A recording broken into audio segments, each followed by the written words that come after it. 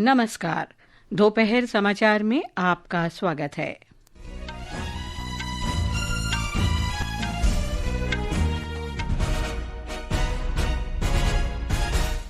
प्रधानमंत्री नरेंद्र मोदी आज दोपहर माले में मालदीव के 60वें स्वतंत्रता दिवस समारोह में मुख्य अतिथि होंगे। प्रधानमंत्री आज शाम तमिलनाडु के तूतीकोरिन में 4,800 करोड़ रुपए से अधिक के विकास परियोजनाओं का शुभारंभ करेंगे। वर्ष 1999 के करगिल युद्ध के दौरान भारतीय सैनिकों की वीरता के सम्मान में आज देश भर में करगिल विजय दिवस मनाया जा रहा है। बिहार सरकार ने राज्य में पत्रकारों की मासिक पेंशन 6,000 रुपए से बढ़ाकर 15,000 रुपए कर दी है। थाईलैंड और कंबोडिया के बीच लड़ाई तीसरे दिन भी जारी, मृतकों की संख्या 33 हुई। और कोनेरू हम्पी आज जॉर्जिया के बचूमी में फिडे महिला विश्व कप शतरंज के फाइनल में अपने ही देश की दिव्या देशमुख से खेलेंगी। दोपहर समाचार के साथ मैं लवली निगम। प्रधानमंत्री नरेंद्र मोदी आज मालदीव के 60वें स्वतंत्रता दिवस पर मुख्य अतिथि होंगे। श्री मोदी राष्ट्रपति मोहम्मद मोइजू के विशेष आमंत्रण पर मालदीव की राजकीय यात्रा पर हैं। प्रधानमंत्री ने मालदीव के लोगों को स्वतंत्रता दिवस की शुभकामनाएं दी हैं। मालदीव के 60वें स्वतंत्रता दिवस पर गेस्ट ऑफ ऑनर के रूप में आना मेरे लिए सम्मान की बात है। मैं इस निमंत्रण के लिए राष्ट्रपति जी का आभार व्यक्त करता हूं और सभी भारतवासियों की ओर से मालदीव के लोगों को हार्दिक शुभकामनाएं देता हूं। इस वर्ष भारत मालदीव संबंधों की भी 60वीं वर्षगांठ मनाई जा रही है। विदेश मंत्री डॉक्टर सुब्रमण्यम जयशंकर ने मालदीव की सरकार और जनता को उनकी स्वतंत्रता की हीरक जयंती पर बधाई दी है। विदेश मंत्री ने हिंद महासागर क्षेत्र में शांति, समृद्धि और स्थिरता के लिए साझेदार और मजबूत करने की भारत की प्रतिबद्धता दोहराई है। प्रधानमंत्री नरेंद्र मोदी ने आज मालदीव के उपराष्ट्रपति हुसैन मोहम्मद लतीफ के साथ बैठक की। दोनों नेताओं ने भारत मालदीव मैत्री पर चर्चा की, जिसमें बुनियादी ढांचा, प्रौद्योगिकी, जलवायु परिवर्तन, ऊर्जा जैसे क्षेत्रों पर ध्यान केंद्रित किया गया। प्रधानमंत्री मोदी ने पीपल्स मजलिस मालदीव संसद के अध्यक्ष अब्दुल रहीम अब्दुल्ला के साथ भारत मालदीव के घनिष्ठ संबंधों पर भी चर्चा की। श्री मोदी ने मालदीव के पूर्व राष्ट्रपति मोहम्मद नशीद से भी मुलाकात की। प्रधानमंत्री ने आश्वासन दिया कि भारत क्षमता निर्माण और विकास के लिए सहयोग से मालदीव को सहायता देना जारी रखेगा। रक्षा मंत्रालय की बिल्डिंग हमारी मजबूत साझेदारी का प्रतीक है। साझेदारी अब वेदर साइंस में भी होगी। मौसम चाहे जैसा हो, our friendship will always remain bright and clear. Maldives की रक्षा क्षमताओं के विकास में भारत निरंतर सहयोग देता रहेगा। हिंद महासागर क्षेत्र में शांति, स्थिरता और समृद्धि हमारा साझा लक्ष्य है। इससे पहले प्रधानमंत्री नरेंद्र मोदी की उपस्थिति में कल भारत और मालदीव के बीच 6 समझौतों पर हस्ताक्षर हुए। इनमें मत्स्य पालन और जल कृषि, मौसम विज्ञान, डिजिटल ढांचा, यूपीआई, भारतीय औषध कोष और ऋण सुविधा शामिल हैं। प्रधानमंत्री ने मालदीव में बुनियादी ढांचा विकास और अन्य विकास कार्यों के लिए 4,850 करोड़ रुपए की नई ऋण सुविधा की घोषणा की है। हमारी डेवलपमेंट पार्टनरशिप को नई उड़ान देने के लिए हमने मालदीव के लिए $565 मिलियन यानी लगभग 5,000 करोड़ रुपए की लाइन ऑफ क्रेडिट देने का निर्णय लिया है। यह मालदीव के लोगों की प्राथमिकताओं के अनुरूप यहाँ के इंफ्रास्ट्रक्चर के विकास से जुड़ी परियोजनाओं के लिए इस्तेमाल ली जाएगी। मालदीव के राष्ट्रपति मोहम्मद मोइजू ने प्रधानमंत्री नरेंद्र मोदी को भारत का दूसरा सबसे लंबे कार्यकाल वाला प्रधानमंत्री बनने पर बधाई दी। श्री मोइजू ने कहा कि भारत लंबे समय से मालदीव का निकटतम और सबसे भरोसेमंद मित्र देश रहा है और दोनों देशों के बीच सुरक्षा, व्यापार, स्वास्थ्य तथा शिक्षा के क्षेत्र में व्यापक सहयोग है। This LOC will be utilized for priority projects of my government across key sectors including defense, sports, healthcare, education and housing. I'm also pleased to announce the initiation of negotiations for a free trade agreement between India and the Maldives. This landmark initiative marks a significant step forward in strengthening our economic partnership. प्रधानमंत्री नरेंद्र मोदी तमिलनाडु के 2 दिन के दौरे पर आज शाम तूतीकोरिन पहुंचेंगे। श्री मोदी तूतीकोरिन हवाई अड्डे के नए टर्मिनल भवन का उद्घाटन करेंगे। हमारे संवाददाता ने बताया है कि प्रधानमंत्री 4,800 करोड़ रुपए लागत की विभिन्न परियोजनाओं का शिलान्यास और उद्घाटन भी करेंगे।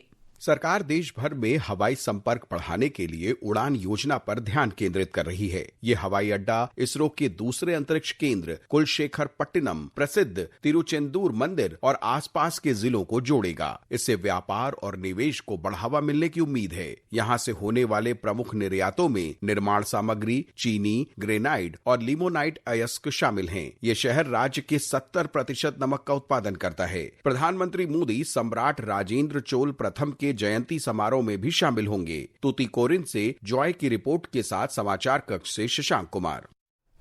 थूथुकुडी के औद्योगिक क्षेत्र में हवाई अड्डा टर्मिनल के नए भवन के उद्घाटन के लंबे समय से प्रतीक्षा थी। भारतीय वाणिज्य परिसंघ के सचिव पोन वेंकटेश ने कहा कि इससे तूतीकोरिन से निर्यात को बढ़ावा मिलेगा। The facilities, the potential that Thoothukudi has is phenomenal. The land availability, the fantastic all-weather port, and everything is there. And the human resource, particularly the colleges available, the students over here, they're all pulled towards Chennai or Bangalore or Hyderabad for their employment. So when a lot of industries are coming to Thoothukudi, वाणिज्य मंत्री पीयूष गोयल ने भारत और Britain के बीच हाल में हुए मुक्त व्यापार समझौते FTA को क्रांतिकारी बदलाव बताया है। नई दिल्ली में श्री गोयल ने कहा कि यह समझौता कई क्षेत्रों में व्यापक अवसर खोलता है और साथ ही मूल हितों की रक्षा भी करता है। उन्होंने इसे भारत का अब तक का सबसे बड़ा और व्यापक व्यापार समझौता बताया। एक game changing free trade agreement जो अपार अवसर लेके भारत के किसानों के लिए, भारत के उद्यमियों के लिए, MSME सेक्टर के लिए, कामगारों के लिए, युवा युवतियों के लिए, मछुआरों के लिए, हर वर्ग के लिए अलग अलग लाभ, बड़ा लाभ देने का काम करेगा। अभी तक जितने फ्री ट्रेड एग्रीमेंट हुए उसमें सबसे बड़ा, महत्वपूर्ण और comprehensive free trade agreement UK और इंडिया का रहा है। ये समाचार हमारी वेबसाइट www.newsonair.gov.in और हमारे न्यूज ऑन AIR ऐप पर भी उपलब्ध हैं। देश आज करगिल विजय दिवस मना रहा है। ये दिवस 1999 में पाकिस्तान के खिलाफ हुए करगिल युद्ध में शहीद हुए वीर जवानों की स्मृति में मनाया जाता है। एक रिपोर्ट। ऐ वतन वतन मेरे आबाद रहे तू। करगिल विजय दिवस पर पूरा देश उन बहादुर वीरों को याद कर रहा है जिन्होंने 1999 की भारत पाकिस्तान युद्ध में अपनी जान की कुर्बानी दी। ये दिन ऑपरेशन विजय की सफलता का प्रतीक है, जिसमें भारतीय सेना ने करगिल के उन इलाकों को दोबारा अपने नियंत्रण में लिया जहां पाकिस्तानी सैनिकों और आतंकवादियों ने घुसपैठ की थी। करीब 60 दिनों तक चला यह युद्ध आज के दिन खत्म हुआ था। हिमालय की ऊंची पहाड़ियां भी भारतीय सैनिकों के साहस के आगे छोटी पड़ गयी जब उन्होंने पाकिस्तान को करारा जवाब दिया और वहाँ तिरंगा फहराया। इस युद्ध में captain Vikram Batra, captain Manoj Kumar Pandey, lieutenant Keishing Clifford Nongrum और ग्रेनेडियर योगेंद्र सिंह यादव जैसे जाबाजों ने युद्ध में भारत की जीत का परचम लहराया। इस युद्ध में कठिन भौगोलिक हालात भारतीय सेना के मजबूत इरादों को डिगा नहीं सके और प्रत्येक जवान ने अपनी अद्भुत वीरता का परिचय दिया। अमन यादव, आकाशवाणी समाचार, दिल्ली। राष्ट्रपति द्रौपदी मुर्मू और प्रधानमंत्री नरेंद्र मोदी ने इस अवसर पर शहीदों को श्रद्धांजलि अर्पित की है। राष्ट्रपति ने कहा कि राष्ट्र के लिए उनका समर्पण और सर्वोच्च बलिदान नागरिकों को सदैव प्रेरित करता रहेगा। प्रधानमंत्री ने कहा कि आज का दिन उन वीर सपूतों के अदम्य साहस और पराक्रम की याद दिलाता है जिन्होंने राष्ट्रीय गौरव की रक्षा के लिए अपना जीवन समर्पित किया। रक्षा मंत्री राजनाथ सिंह ने करगिल दिवस पर आज नई दिल्ली में राष्ट्रीय समर स्मारक पर जाकर उन बहादुर सैनिकों को श्रद्धांजलि अर्पित की जिन्होंने 1999 में करगिल युद्ध में प्राणों की आहुति दी थी। प्रमुख रक्षा अध्यक्ष जनरल अनिल चौहान, थल सेना अध्यक्ष जनरल उपेंद्र द्विवेदी, वायुसेना प्रमुख air chief marshal AP Singh और नौसेना प्रमुख एडमिरल दिनेश के त्रिपाठी तथा रक्षा सचिव राजेश कुमार सिंह ने भी वीर सैनिकों को नमन किया है। लद्दाख में करगिल विजय दिवस के अवसर पर आज सुबह द्रास में करगिल युद्ध के शहीद हुए सैनिकों को श्रद्धांजलि देने के लिए विशाल पदयात्रा निकाली गई। पदयात्रा का नेतृत्व केंद्रीय युवा कार्य और खेल तथा श्रम और रोजगार मंत्री डॉक्टर मनसुख मांडविया के साथ रक्षा राज्य मंत्री संजय सेठ ने किया। श्री मांडविया ने कहा कि देश के वीरों का साहस, धैर्य और बलिदान राष्ट्र को प्रेरित करता रहता है। आज हमारे देश के माय भारत प्लेटफॉर्म पर रजिस्टर 1,80,00,000 से अधिक देश के युवाओं के प्रतीक रूप 3,000 हमारे देश के युवा वॉलंटियर्स जो लेह, कारगिल, द्रास और कश्मीर से आए, उन्होंने इस पद यात्रा के द्वारा हमारे देश के वीर जवान जो देश के तिरंगा झंडा की आन बान और शान के लिए अपना सर्वोच्च बलिदान दिया है, उसकी याद में हार्दिक श्रद्धांजलि अर्पित करी है। मैं सभी माय भारत वॉलंटियर के द्वारा सभी देश के वीर जवानों को नमन करता हूँ, वंदन करता हूँ। वाणिज्य मंत्री पीयूष गोयल ने भी देश के सभी वीर सैनिकों के पराक्रम को स्मरण किया। उन्होंने कहा कि ये दिन लोगों को याद दिलाता है कि भारत की धरती का एक एक इंच कितना महत्व रखता है।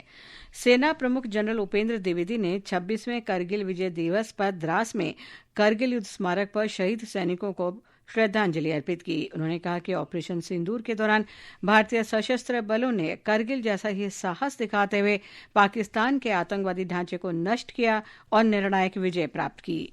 यह वह क्षण था जब भारत ने स्पष्ट कर दिया कि उसकी सीमाओं के भीतर किसी भी नापाक इरादे को सफलता नहीं मिलेगी। भारत की एकता और अखंडता पर कोई आंच नहीं आने दी जाएगी। इसी परंपरा को आगे बढ़ाते हुए ऑपरेशन सिंदूर के दौरान भी भारतीय सेना ने उसी अदम्य साहस और दृढ़ संकल्प के साथ पाकिस्तान समर्थित टेररिस्ट इंफ्रास्ट्रक्चर को निशाना बनाया और पाकिस्तान की अन्य आक्रामक कार्रवाइयों को प्रभावशाली ढंग से विफल करते हुए एक निर्णायक जीत हासिल की। पुडुचेरी में करगिल विजय दिवस पर करगिल युद्ध में सर्वोच्च बलिदान देने वाले वीर सैनिकों को भावभीनी श्रद्धांजलि दी गई। बिहार में अब पत्रकारों का 15,000 रुपए की मासिक पेंशन मिलेगी। मुख्यमंत्री नीतीश कुमार ने आज सोशल मीडिया पर इसकी घोषणा की। उन्होंने कहा कि बिहार पत्रकार सम्मान पेंशन योजना के अंतर्गत सभी पात्र पत्रकारों को अब 6,000 रुपए के स्थान पर 15,000 रुपए प्रतिमाह पेंशन मिलेगी। केंद्र सरकार ने अटल पेंशन योजना के अंशधारकों की संख्या 8 करोड़ को पार कर गई है। यह योजना देश के सभी नागरिकों के लिए एक स्वैच्छिक और अंशदायी पेंशन योजना है जो मुख्य रूप से गरीबों, वंचितों तथा असंगठित क्षेत्र के श्रमिकों पर केंद्रित है। सरकार ने देश भर में आयुष्मान आरोग्य मंदिरों और राष्ट्रीय स्वास्थ्य मिशन के अंतर्गत 10 करोड़ 18 लाख से अधिक महिलाओं की सर्विकल कैंसर की जांच की है। स्वास्थ्य मंत्रालय ने एक बयान में कहा है कि यह उपलब्धि गैर संचारी रोगों की जांच, रोकथाम और प्रबंधन की जनसंख्या आधारित पहल का हिस्सा है। जम्मू कश्मीर में पहलगाम आतंकवादी हमले और ऑपरेशन सिंदूर के अंतर्गत भारत की कार्रवाई पर सोमवार को लोकसभा में विशेष चर्चा होगी। संसदीय कार्य मंत्री किरेन रिजिजू ने कल नई दिल्ली में संवाददाताओं से कहा कि यह निर्णय लोकसभा अध्यक्ष ओम बिरला की अध्यक्षता में हुई कार्य मंत्रणा समिति की बैठक में लिया गया है। थाईलैंड और कंबोडिया के बीच जारी सीमा संघर्ष में मृतकों की संख्या 33 हो गई है। कंबोडिया में 13 लोगों के और थाईलैंड में 20 लोगों के मरने की खबर है। इस बीच कंबोडिया स्थित भारतीय दूतावास ने भारतीय नागरिकों को कंबोडिया और थाईलैंड के सीमावर्ती क्षेत्रों की यात्रा न करने की सलाह दी है। जॉर्जिया में फिडे महिला विश्व कप के फाइनल में आज भारत की कोनेरू हम्पी का सामना अपने ही देश की दिव्या देशमुख से होगा। इस मुकाबले में जीत दर्ज करने वाले खिलाड़ी खिताब के लिए चीन के यू वेनजुन से खेलेगी। उधर मिस्र में भारत की स्क्वैश खिलाड़ी अनाहत सिंह ने विश्व जूनियर चैंपियनशिप के महिला सिंगल्स का कांस्य पदक जीतकर इतिहास रच दिया है। खेल मंत्रालय और राष्ट्रीय डोपिंग रोधी एजेंसी नाडा ने विश्व डोपिंग रोधी एजेंसी वाडा की खुफिया जांच कार्यशाला के दूसरे संस्करण की मेजबानी की। ये कार्यशाला 21 से 25 जुलाई तक नई दिल्ली में आयोजित की गई। अंत में मुख्य समाचार एक बार फिर। प्रधानमंत्री नरेंद्र मोदी आज माले में मालदीव के 60वें स्वतंत्रता दिवस समारोह में मुख्य अतिथि होंगे। प्रधानमंत्री आज शाम तमिलनाडु के तूतीकोरिन में 4,800 करोड़ रुपए से अधिक के विकास परियोजनाओं का शुभारंभ करेंगे। वर्ष 1999 के करगिल युद्ध के दौरान भारतीय सैनिकों की वीरता के सम्मान में आज देश भर में करगिल विजय दिवस मनाया जा रहा है। बिहार सरकार ने राज्य में पत्रकारों की मासिक पेंशन 6,000 रुपये से बढ़ाकर 15,000 रुपये कर दी है। थाईलैंड और कंबोडिया के बीच लड़ाई तीसरे दिन भी जारी, मृतकों की संख्या 33 हुई। कोनेरो हम्पी आज फिडे महिला विश्व कप शतरंज के फाइनल में दिव्या देशमुख से खेलेंगी। इसके साथ ही दोपहर समाचार का अंक समाप्त हुआ। नमस्कार।